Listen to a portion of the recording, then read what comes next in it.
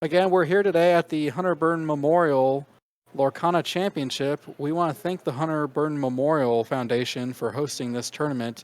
This is their 10th anniversary for the tournament. They always raise awareness for suicidal ideation within the gaming community and have a local outreach community program to try to raise awareness of mental health.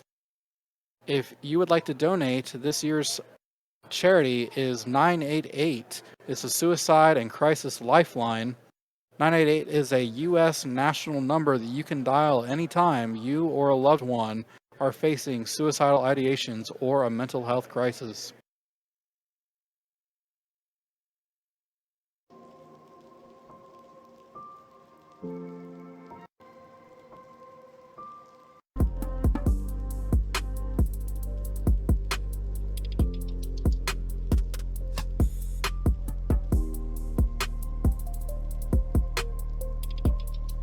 Seeded one.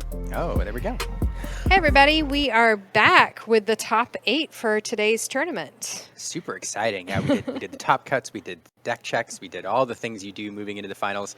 You know, for those who haven't been to some of these competitive events before, there's so much that goes on behind the scenes between rounds and you know, to keep everything running smoothly and to make sure that everybody has a level playing field. So deck checks are complete and we're moving into the top 8. Really excited here to see how this goes. You know, up first we have Aaron Rubin again, Lorcana Bro there on the right.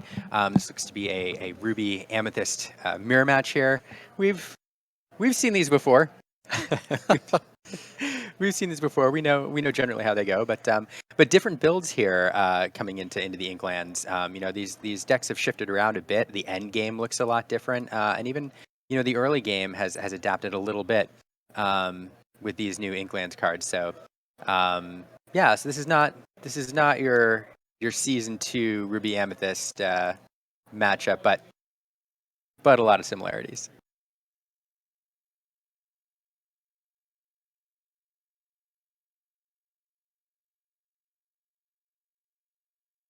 And right away, one of the new Into the Inklands cards there, Schoenbog's Followers, there is a first turn card. A lot of these popping up. I don't think Aaron's running them. I think he runs, the first turn Minnie Mouses kind of in their place. But Schoenbog's Minions, allows you to get a little more early and then to draw a card, right off the bat if that's something you're looking to do.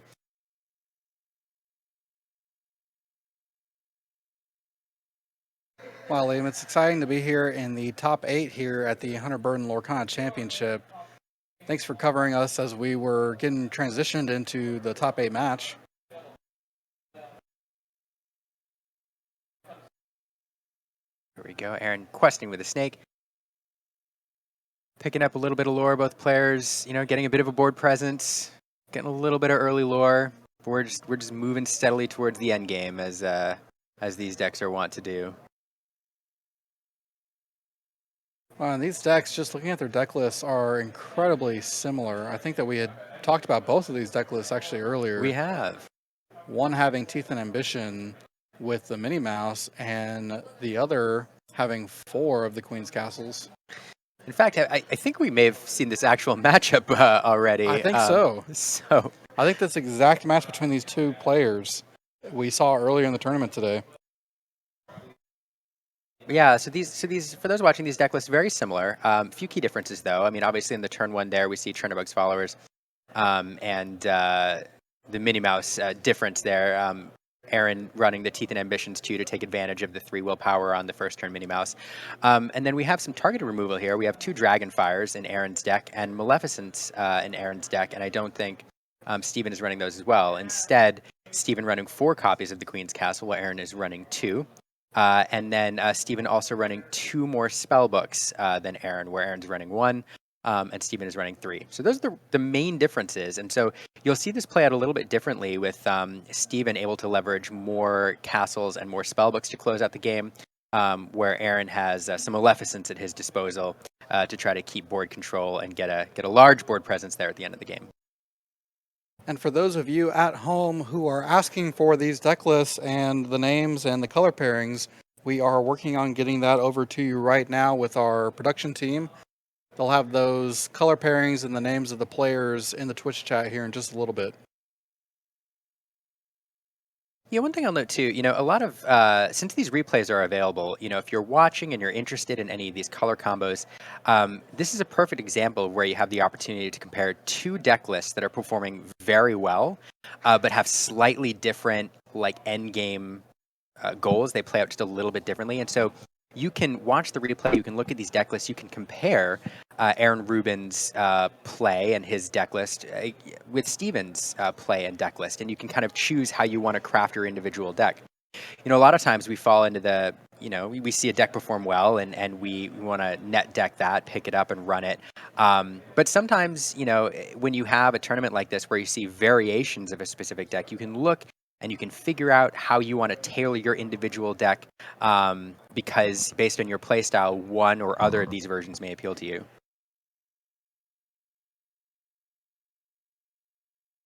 Liam, that's such a great highlight because even two players just making small adjustments on a couple of flex cards can really be the difference between your local meta, depending what game type of archetypes you're seeing, and different regions even are playing different archetypes. So you may see different decks in your local meta that we didn't quite see here in Texas. And that's something that's great about Lorcana community is your local play group is playing their style. And here we see Steven with those 2 spell books having 3 total in the deck. I think we saw this again in the previous match. These 2 spell books just lined up, gaining lore every turn. Yeah, we did. Steven definitely with more spellbooks in the deck, looking to use them a little more mid-game-y, where when these decks run maybe one copy, that's really kind of a card you're looking for your end game finish. Steven throwing a Pinocchio out there to maybe take care of a single character. Yeah, Lorcana Bro or Aaron here is looking to obviously push the lore total a little bit as we work towards turn 7. I will note, so I'm looking at the lore count here, and I wonder if Steven's run into some trouble with uninkables.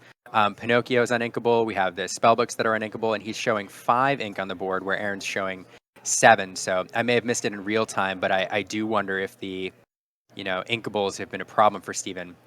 I would offer too, like hopefully, Steven looking at the board state is working towards be prepared, kind of clear that board. But yeah, what do you think about the ink issue there, Wesley? Yeah, I think you hit the nail on the head with that. That we saw Steven being behind on the ink, and Lorcana Bros, aka Aaron, seeing that opening and deciding to really just lay out characters on the board that you normally wouldn't do as much of, at least against another Ruby Amethyst list that's is going to play Be Prepared. But if you start to see them miss some ink, starting to push and be more greedy with your character count on the board makes a lot of sense, especially with this goat being pounced with that Madam M Fox like that. That's a lot of lore you're able to gain in one turn. We'll see if Steven here can get that 7th ink, and if he has to Be Prepared.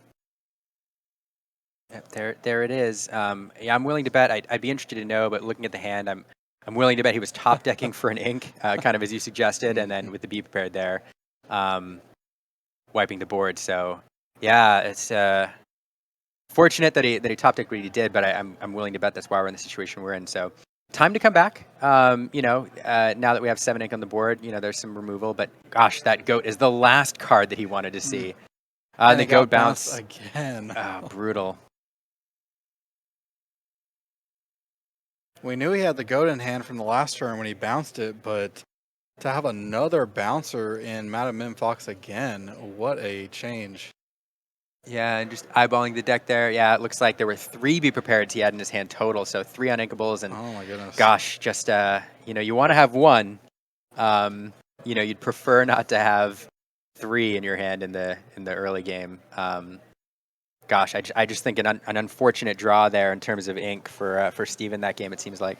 That makes sense then why he was struggling probably with his ink and having enough in his ink well. when you have 3 great cards like Be Prepared and you want to play them, especially when he needs to right there, it was really hard. Well, let's take a look over at the second feature match going on right now. We have Cruz, aka Tamatoa Bro, versus Remington. We have a Sapphire Steel list versus a Ruby Sapphire list. Let's see what's going on right here. Well, and there you go. Remington got it. I'm going to note one thing. Maybe some of you counted as we came in.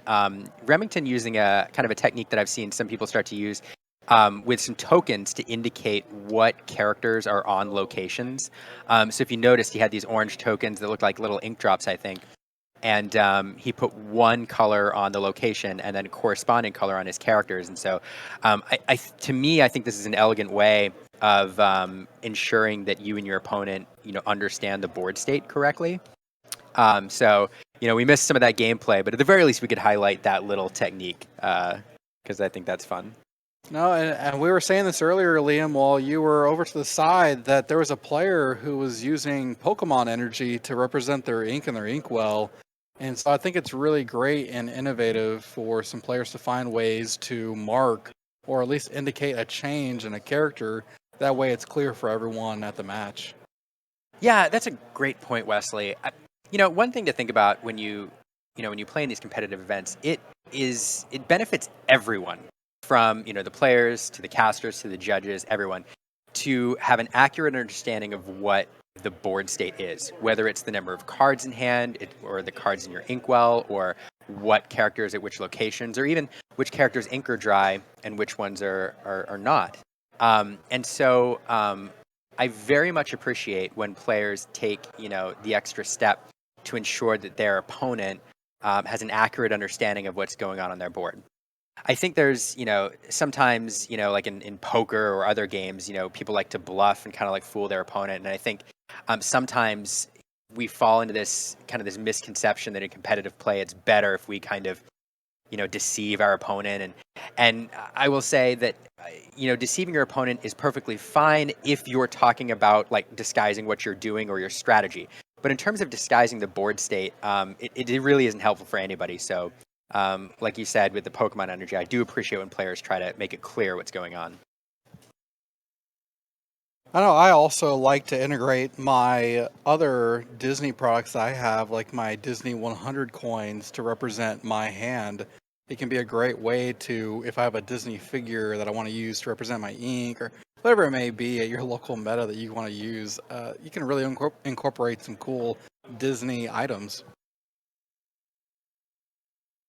Well, here we go in game 2 of the top 8 for Cruz, aka Tamatoa Bro, versus Remington.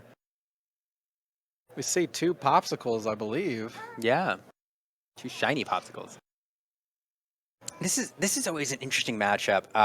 Both these decks, with their Sapphire, are trying to ramp, are interested in getting, quite a bit of ink into the inkwell to give themselves plenty of endgame resources in order to close out the game. And so we're going to watch as both players find ways to try to get that ink advantage.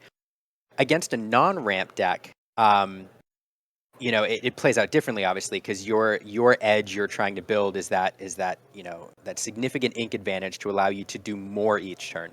But when both players are ramping, you can't gain that advantage if both players are on their plan, on their script.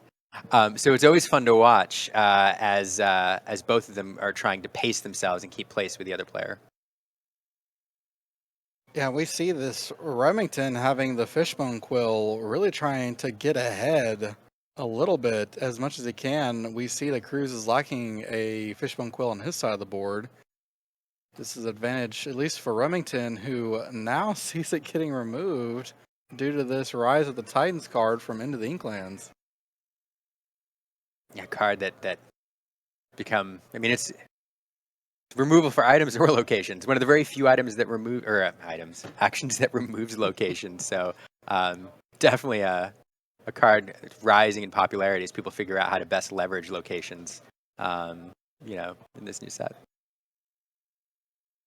And there's a Flavor Sham getting rid of one of those popsicles, allowing Cruz to have 2 more cards in his hand.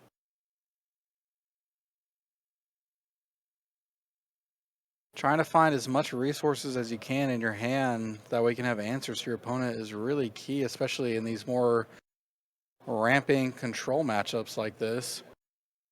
And we know that Cruz is also playing a whole new world, so if he's not able to find what he needs off of drawing from Feversham, which got removed from Madame Medusa, you can always just hardcast it.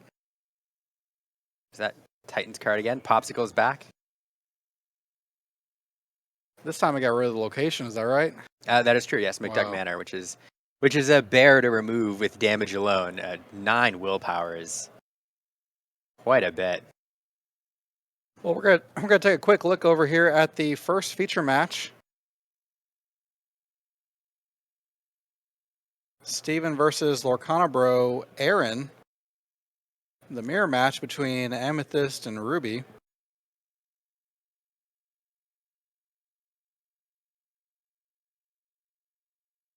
Yeah, so here we go. This time, Steven on his ink curve on turn 5. We see Steven on the play, most likely having lost game 1. So both players on their ink curve. Lorcana Bro, or Aaron, with his spellbook out early, his one spellbook out mid game. So kind of taking a page from Steven's book here. There's that Madame M. Fox bouncing back that rabbit, allowing Steven to draw another card. One note from last game. So we do see Steven with the Be Prepared in hand. And a lot of times with cards like Be Prepared or A Whole New World, these are high cost, uninkable cards. And because they're kind of the key to your game plan in these decks, when you draw them in your opening hand, it always feels kind of good to keep them. The problem is that when you draw into a second, early game, or gosh forbid a third, you're sitting with these uninkable cards, high cost, can't do anything with them, and it really forces you off your game plan. So sometimes you keep that Be Prepared in your opening hand, and you end up, regretting it when you draw into the, to the second one later, or right away.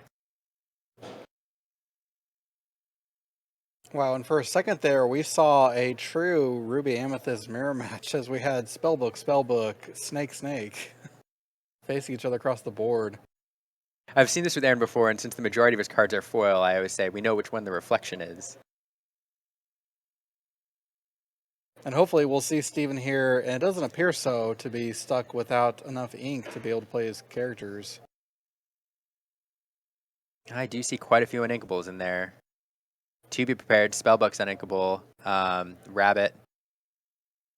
Goodness. Oh, we do see the situation come back. Yep. Gosh. Yeah, you hate to see it, because you want to see these decks kind of perform, according to their script, but there we go, Rabbit being moved, card draw. Hopefully there's an ink. So at the very least, we can see it now. So that's good, and hopefully it allows Steven to get back on track here. Luckily, building up a little bit of a lore, buffer early on. So, all right. So the Rabbit. So interesting here.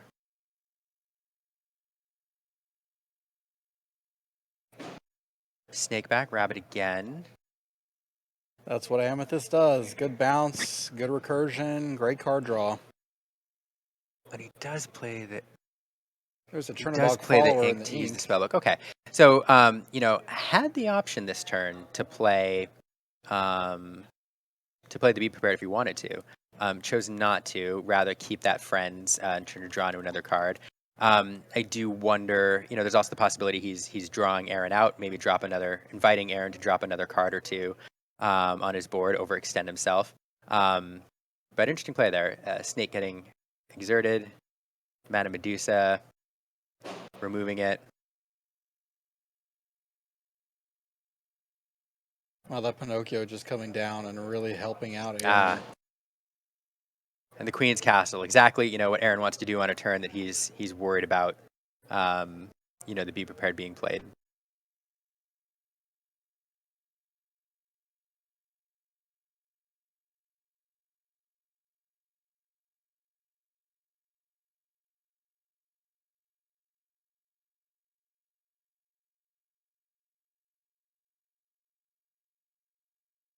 So 4 cards in hand over on Aaron's side. So not a lot compared to where Ruby Amethyst can be at this point in the game.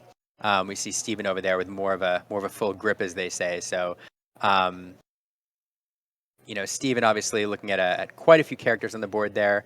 Aaron representing 4 lore on the board with characters, and then of course characters he can plop onto Queen's Castle to draw some extra cards. So probably looking to clear the board at this point, and then forcing Aaron to respond.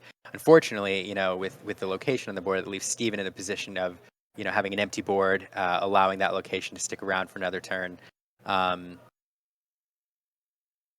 probably.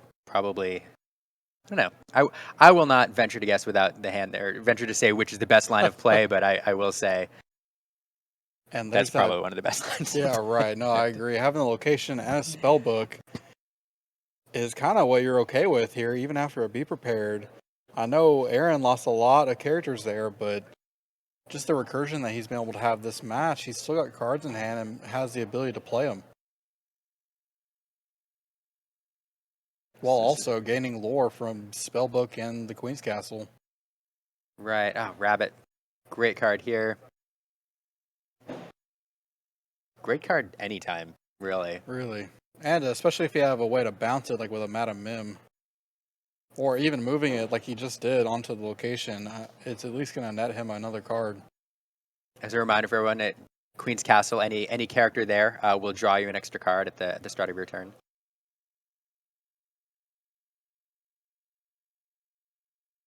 We'll see what Steven can do. We see that he has that spellbook in play that he's had for a long time, but really trying to think, he's got so many cards in hand, but what's the best thing that he can do right now to try to get out of the situation? I mean, an ideal play here might be, or not ideal play, but a line here might be if he had the Fishhook and Maui in hand. I think he's got enough ink to play both of those. That would allow him to remove the location in one shot.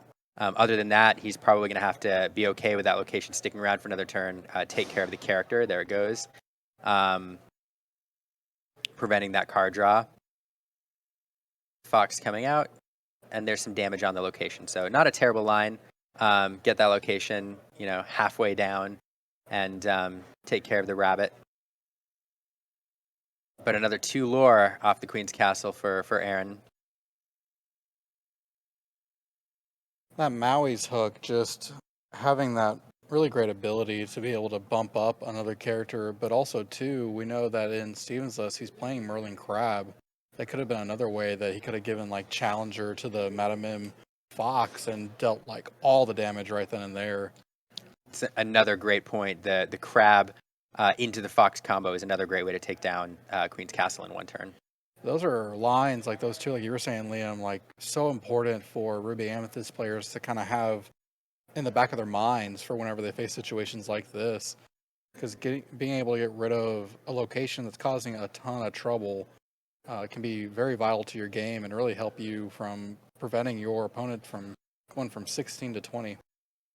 Steven, a great point. And, Steven here hoping to have an answer for that location because, Aaron is showing on the board, 3 lore with the spellbook and the location, Queen's Castle, and 1 goat would finish the game at that point. So another rabbit. I don't know that there's a 2-cost answer for the location.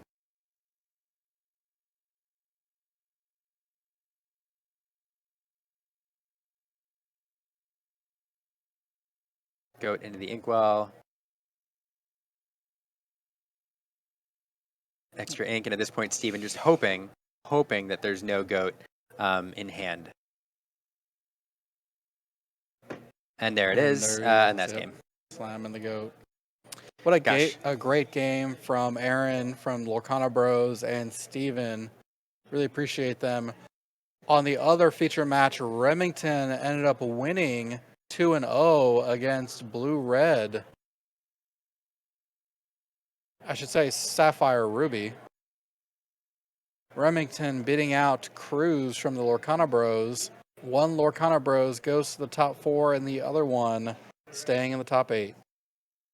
Well, we want to thank you so much for joining us over on Twitch. we have a report real quick that may have been shared with y'all in the Twitch chat, but we have the top 8 deck color pairings as well as the players.